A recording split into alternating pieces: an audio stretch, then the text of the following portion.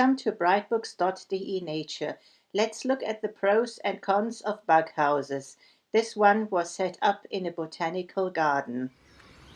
From top to bottom on both sides of the house we find bamboo stalks, tree trunk slices, some unknown material, a wooden board with pre-drilled holes, a clay board,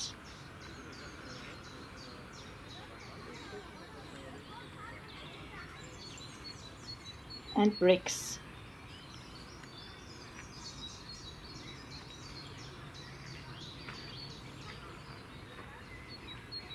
The smaller bamboo stalks are useful for bees as long as their rims are smooth.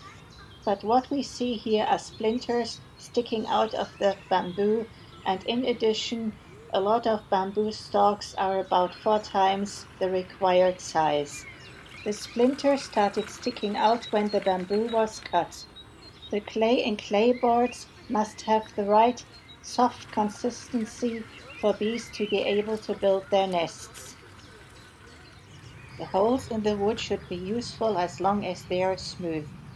I also noticed that they placed the mesh wire directly against the nesting aids. There should be a gap between nesting aids and the wire mesh, and the mesh should be large enough for bees to fly through.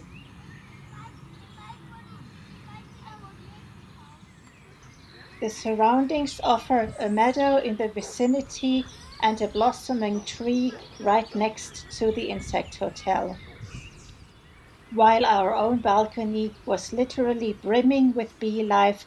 I couldn't find any insects at all and had to take a closer look.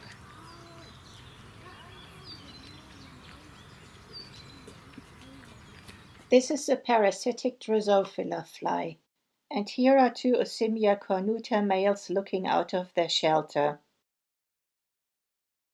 Lastly, this is a female Osimia cornuta trying to make do with what she's been given.